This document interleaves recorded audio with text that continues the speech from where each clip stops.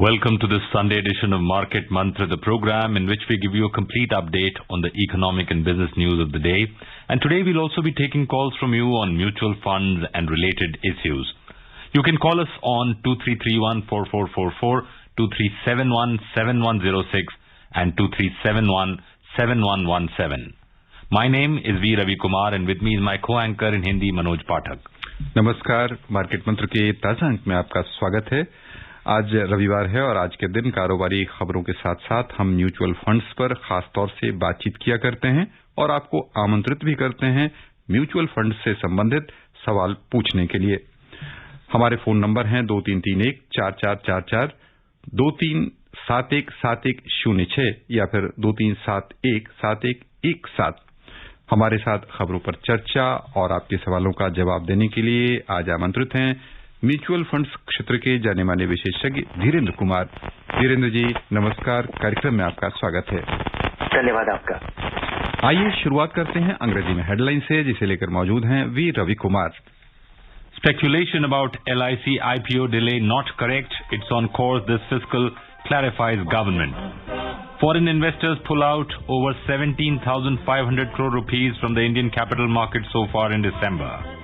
And global crude oil prices fall this week on Omicron worries. सरकार ने LIC IPO लाने में देरी की आशंका से किया इनकार, कहा चालू वित्त वर्ष में नियत समय पर आएगा IPO। विदेशी निवेशकों ने भारतीय पूंजी बाजार से दिसंबर में 17,500 करोड़ रुपए से अधिक की निकासी की और ओमिक्रॉन वायरस फैलने की चिंता से अंतर्राष्ट्रीय बाजारों में कच्चे तेल की कीमतों में इस सप्ताह आई गिरावट।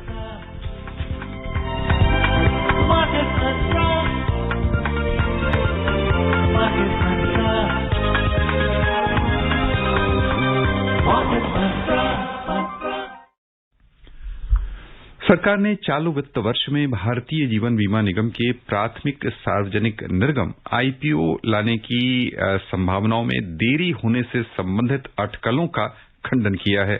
मीडिया में इससे संबंधित विभिन्न तरह की खबरों का खंडन करते हुए निवेश और सार्वजनिक परिसंपत्ति प्रबंधन विभाग के सचिव तुहिन कांत पांडे ने एक ट्वीट के माध्यम से ये जानकारी दी और कहा कि इस वित्त वर्ष की अंतिम तिमाही में LIC का IPO लाने की योजना प्रगति पर है। इस बीच हमारे साथ कुछ श्रोता फोन लाइन पर जोड़ने वाले हैं, हम आमंत्रित करना गौरव गाजियाबाद। हाँ गौरव जी, बहुत बहुत आपका स्वागत, सवाल पूछें। नमस्ते मार्केट मंत्र। नमस्ते धीरेन्द्र जी। सर बताएं कि नैस्डैक का जो फंड है वो हम इंडिया में सबसे कम खर्चे पे किसके थ्रू ले सकते हैं और क्या उसको लेने से क्या मुझे रुपया गिरने का और डॉलर अप्रिसिएशन का भी फायदा होगा? क्या ऐसा कोई फंड है जिसमें इन सबका कॉम्बिनेशन हो, मुझे और भी फायदा हो, मतलब इंडिया के भी अच्छे फंड ले और इंटरनेशनल ये नैस्डैक के भी अच्छे फंड ले, खर्चे सबसे कम हो? Sir thank you. जी हाँ, फंड है जो आपके पास 3 विकल्प अभी उपलब्ध है।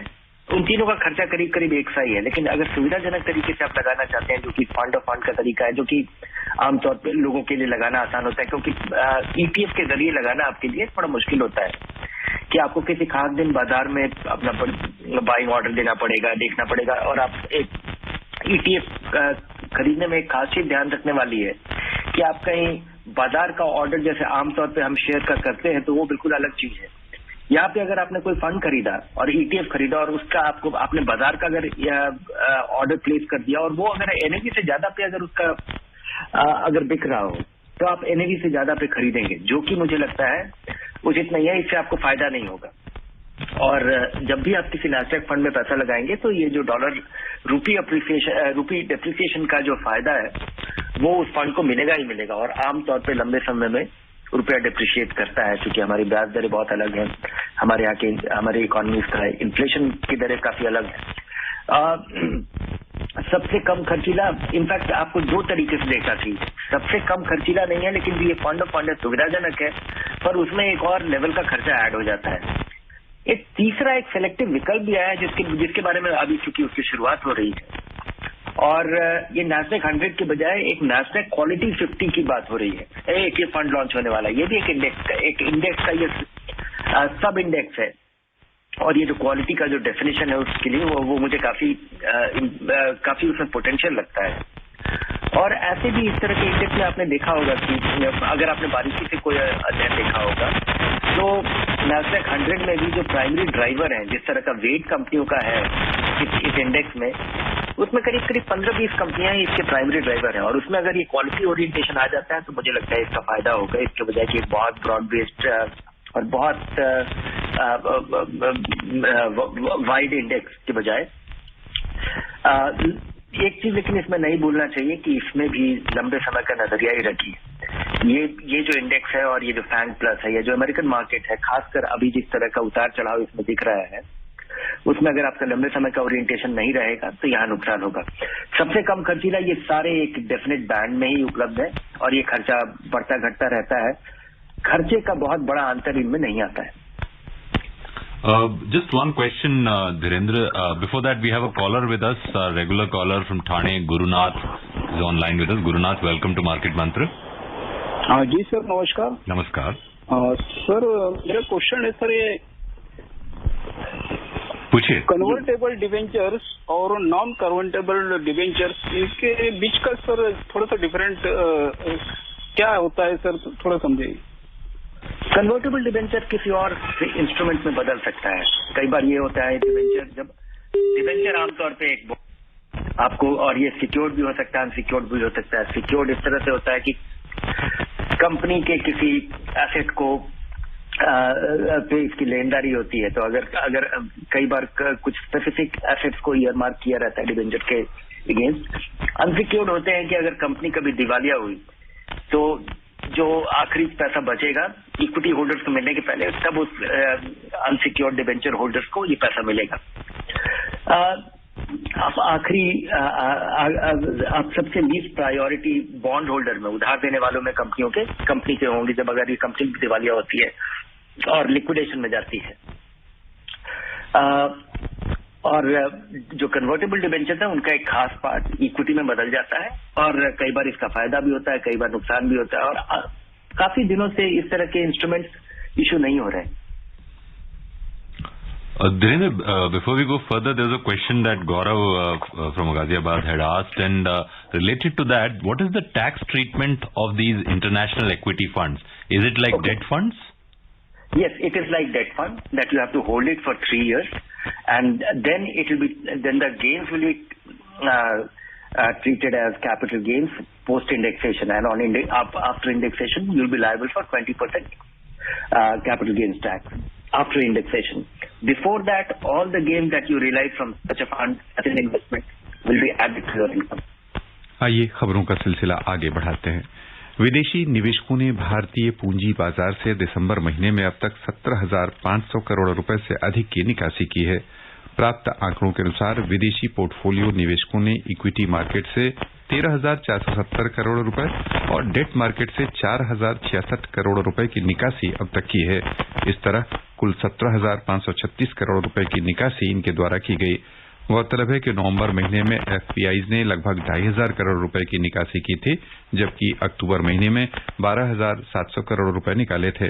इससे पहले इसी वर्ष सितंबर महीने में 26,517 करोड़ रुपए और अगस्त में 16,459 करोड़ रुपए का निवेश पूंजी बाजार में किया था।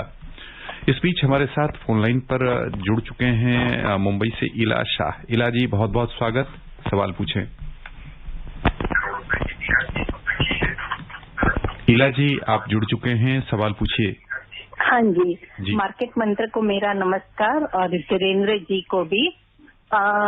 अभी कुछ मेरा एक फंड मैंने बेचा है, तो मुझे इन्वेस्टमेंट करना है करीब 1 CR के करीब।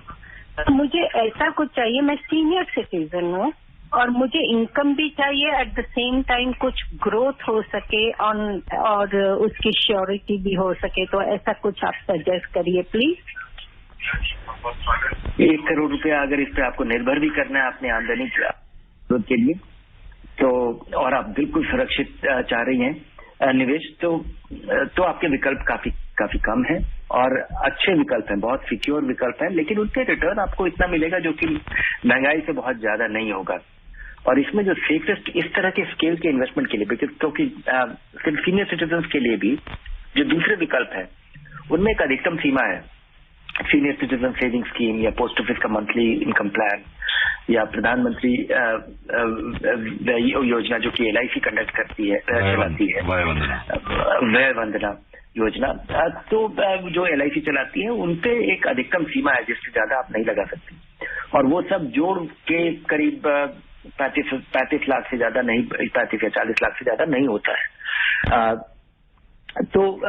लेकिन गवर्नमेंट ऑफ इंडिया बॉन्ड जो कि इस देश में सबसे सुरक्षित माना जाता है, और आज के दिन चूंकि सरकार ने यहाँ पे उस रफ्तार से यहाँ पे ब्याज दरों में कमी नहीं हुई है, और यहाँ पे अभी भी जो छोटी बचत योजनाओं से थोड़ा बेहतर रिटर्न यहाँ पे अभी भी मिल पा रहा है, तो वो एक अच्छा विकल्प होगा। लेकिन मेरी सलाह होगी कि आप सबसे पहले इसका आकलन कीजिए कि आपको कितने पैसे की जरूरत है, और उतना ही पैसा इसमें लगाएं जितने पैसे की जरूरत है, और उस आमदनी से आपकी जो आमदनी की जरूरत है वो पूरी हो जाएगी। बाकी पैसा जरूर किसी कंजर्वेटिव तरीके से भी इक्विटी में लगाइए, क्योंकि आपका जो लगा हुआ पैसा है उससे मिलने वाला सारा रिटर्न आपका खर्च हो जाएगा, और 5 साल के बाद 10 साल के बाद आपकी जो बढ़ी हुई पूंजी की जरूरत है, ताकि वो बढ़ी हुई आमदनी आपको प्रोवाइड कर सके, उसके लिए इक्विटी में पैसा लगाना जरूरी है। भले ही रिटर्न आज आपको जो रिटर्न मिलता है अगर वो काफी है, 5 साल के बाद आपको ज्यादा रिटर्न चाहिए होगा, उसके लिए ज्यादा पूंजी की जरूरत होगी, और वो इस पूंजी से मिलने वाला अगर सारा रिटर्न आप कंज्यूम कर लेती हैं तो वो जरूरत पूरी नहीं हो पाएगी। इसलिए बुढ़ापे में भी, रिटायरमेंट के बाद भी इक्विटी में पैसा लगाना जरूरी है, और इसका आकलन बारीकी से ही किया जा सकता है।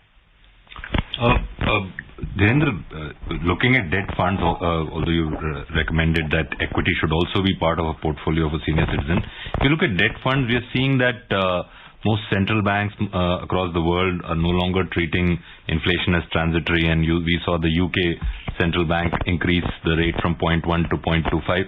So there probably would be increases in other central banks also. If somebody is looking at investing in debt, would it be wise for him to invest in a debt mutual fund today, or should he or she wait for the interest rates to go up, if at all they do? Yeah, for many active, thoughtful fixed income investors, conservative investors, investing in fixed income fund at a future date might be useful, because inflation is rising. It might keep going up. And if global inflation rises, I don't think India will be far behind, because, we have a substantial import base, and, it'll have, and inflation is contagious, depending on which way it travels, but it will. And anyway, we are at a substantially higher, our inflation rate is meaningfully higher as compared to, the developed economies we are referring to. But for somebody like our caller, who is retired, or looking at income in retirement, a senior citizen, very conservative, and even there is one is that most investors, because they are not used to market linked investment, they are not used to the ups and downs of the fixed income market as well. Correct. Now fixed income market has also become fairly volatile. More so in a situation like this, when the interest, when inflation might go up and interest rates will follow, investors will not be able to really, it requires too much of getting used to that interest rates will go up, and your bond fund values will go down in value, will go down. That is something which most people are not able to reconcile with. I would say that, fixed income funds in India, they are not a great, they don't fulfill the needs of the risk-averse, conservative, fixed income seeking investors of the kind we are referring to. Dhirendra जी, एक श्रोता हमारे साथ मुंबई से आ जुड़े हैं इस बीच, सचिन। हम सचिन का स्वागत करते हैं कार्यक्रम में और अपना सवाल पूछने के लिए आमंत्रित करते हैं। सचिन जी, सवाल पूछें। सर, मेरा ETF से रिलेटेड सवाल है। जी। ETF में जो लिक्विडिटी होती है उसके बारे में आपका क्या ओपिनियन है? Thank you sir. ETF की शुरुआत हुई है, और ETF भारत में अभी बहुत नहीं है, इनकी शुरुआत हुई है, और ETF में जिस एसेट मैनेजमेंट कंपनी ने स्टेप्स लिया है, कदम उठाए हैं कि लिक्विडिटी प्रोवाइड करने के लिए, जो बाजार में मार्केट मेकर है उसको लिक्विडिटी प्रोवाइड करके खरीद बेच करने का मैकेनिज्म, अगर कोई खरीदना चाहता है तो उससे खरीदने का बंदोबस्त, और उसके लिए फाइनेंसिंग की जरूरत होती है। जैसे मेरा ही एसेट ने इंतजाम किया अपने फैन प्लस इंडेक्स के लिए कि अगर रोज 25 करोड़ रुपए तक का अगर कोई ट्रांजैक्शन आता है तो उसको सपोर्ट करने का एक मार्केट मेकर होगा जो कि उनका स्पॉन्सर्ड है, जो कि उसका प्रावधान करता है। जिस वजह से आप देखेंगे कि जहां मार्केट मेकिंग अच्छा है, जहां पीछे से सपोर्ट एसेट मैनेजमेंट कंपनी किसी मार्केट मेकर को सपोर्ट करती है फाइनेंसिंग से, वहां पे आप देखेंगे कि जो फंड का एनएवी है उसके बहुत इर्द गिर्द उसके एक बहुत छोटे से रेंज में उसका दाम होता है।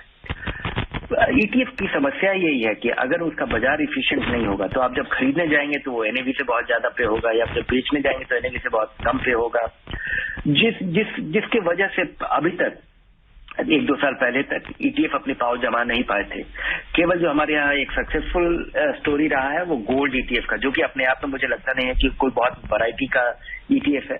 उस ईटीएफ में कुछ करना नहीं होता है, पैसा आता है उसको उससे सोना खरीदना होता है, उसी फॉर्म में खरीदना होता है जैसे रेगुलेशन से स्टिपुलेट करता है, और उनके खरीदने बेचने के दाम में भी बहुत बड़ा अंतर नहीं आता है। मार्केट मेकिंग का जो मैकेनिज्म है अब इसकी शुरुआत हुई है।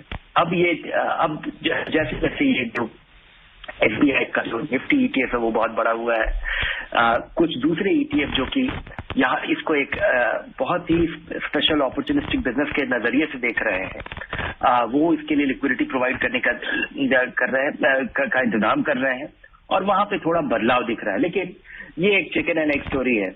निवेशक तब आएंगे जब इनका बाजार इफिशिएंट होगा, बाजार इफिशिएंट तब होगा जब निवेशक आएंगे, और ये शुरुआती स्टेज में फंड कंपनी को इसका इंतजाम करना पड़ेगा, देखना होगा कि ये कैसा होता है। लेकिन निवेशक के लिए ये जरूरी है कि वो जब ईटीएफ खरीदे या बेचे तो ध्यान दे कि वो अपने उसके एनएवी से बहुत ज्यादा प्रीमियम या किसी भारी डिस्काउंट पे, बहुत भारी प्रीमियम पे ना खरीद रहा हो और ना भारी डिस्काउंट पे बेच रहा हो। आपका फायदा नहीं होगा तब वैसी स्थिति में।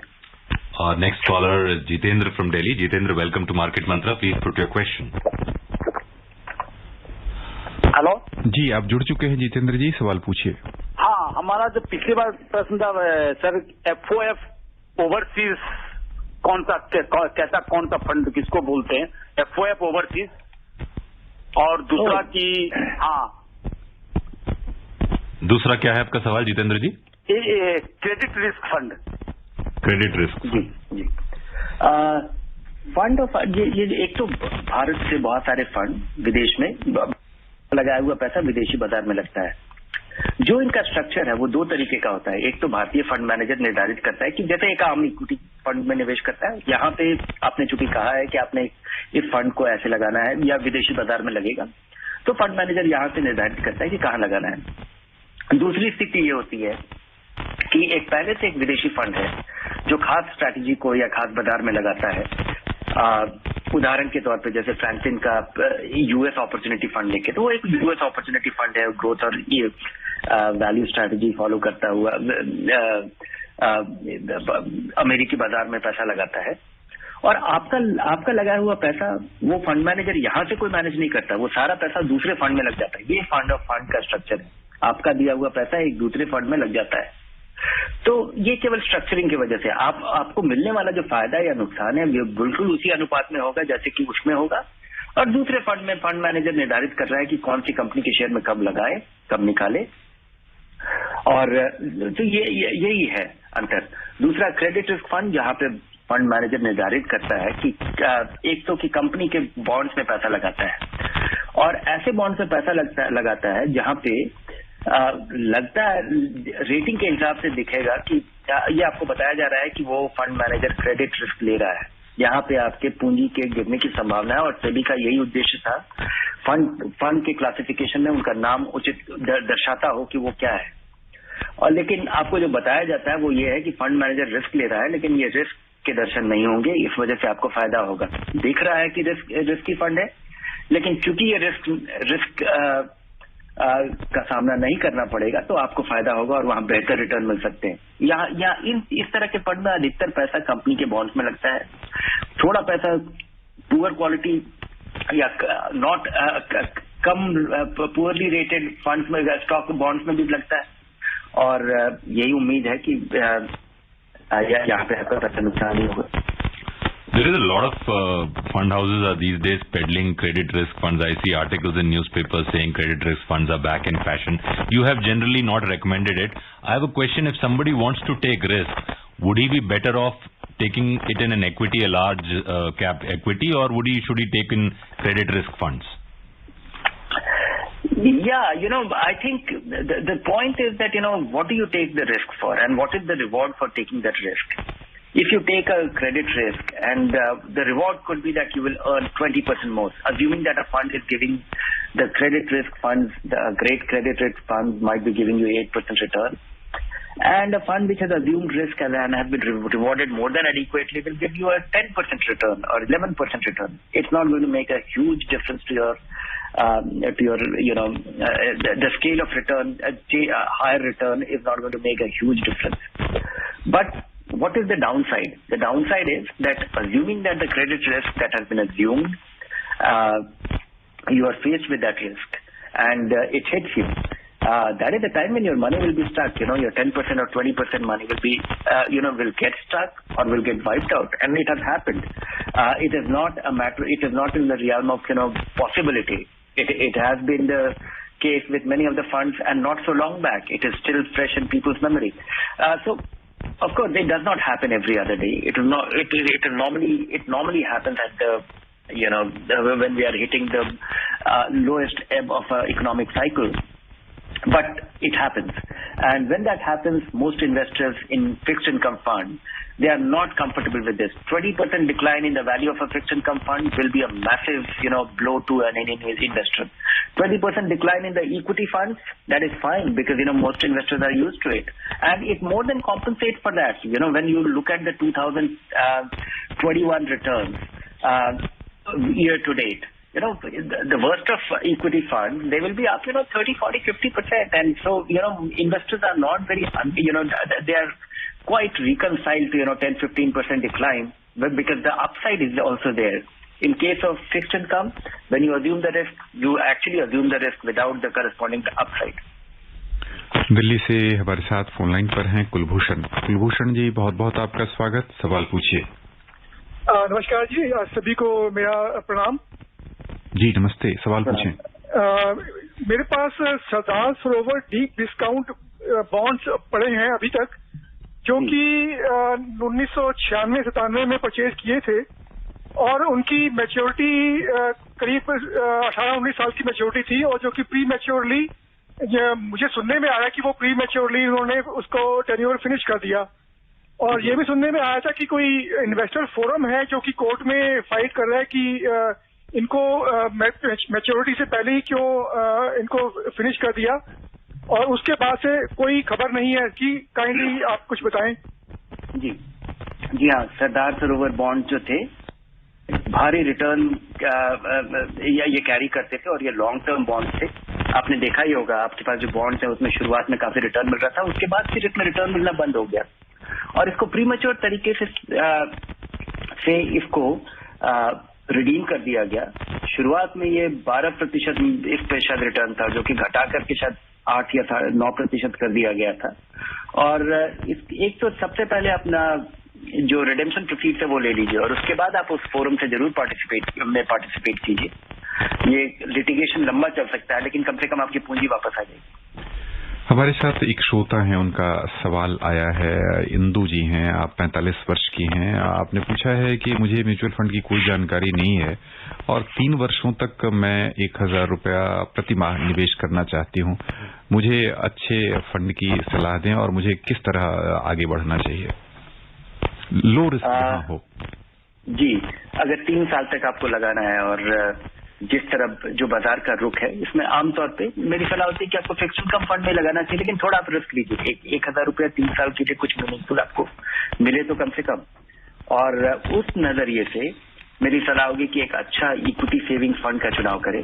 इसका इस फंड में आपका लगा हुआ 100 रुपया, उसका केवल 10-15% पैसा ही इक्विटी में लगा रहता है, बाकी फिक्स्ड इनकम में लगता है।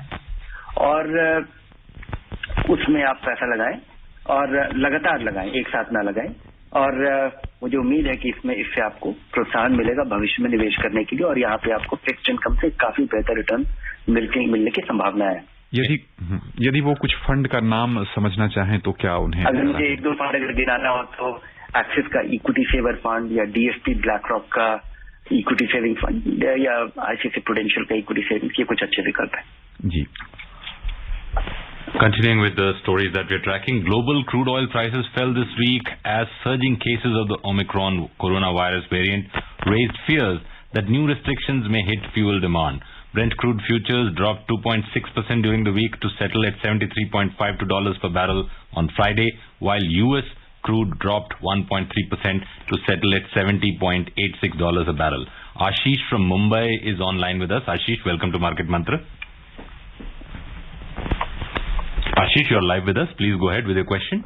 Yeah, I just wanted to ask Mr. Dhirendra, what are the difference between ETF and the index funds in the returns point of view? Both of the ETF copies, what are the performance of the index, and then an index fund. In returns, how are both are there? No, there is no difference in the, one is that there are difference. One is that in case of ETF, the way they are designed, the way they are run, they have the least tracking error. In fact, they are not supposed to have a tracking error because ETF units are created by giving the number of the shares of the underlying companies exactly in the same proportion. And that is how those units get created. So they are not supposed to have a tracking error. In case of an index fund, there could be a tracking error, and tracking error can come for variety of reasons. One is that you invest in an index fund based on end of the day NAV, and the money may not be invested, may not be fully invested. Though those, the situation is improving by SEBI making it mandatory that investors will be issued units only after realization of the money. But still, all the money is, and at the same time, there could be some redemptions, there could be some new investments, and after crossing that, after settling those transactions, that then the money gets invested, and the money may not get invested at the price on which the redemption and new index fund units are getting allotted. So there could be a difference on that account, the money in transit on account of transactions. Then the way you buy ETF is different. You don't buy ETF at NAV. You buy ETF in the market the way you buy shares, and the price of a share, price of a ETF in the market may not be the same as the NAV. So that is why you have this difference. So it's the way you buy creates the difference. The way those two funds are managed, though the underlying return, I think in a period of 3 to 5 years time period, if that is the holding period you have, the difference will be very nominal. Also, my sense is that the cost of the expense ratio of an ETF is generally substantially lower than the index fund. So these are the critical difference. This will bring about whatever difference comes in the return of an ETF or an index fund.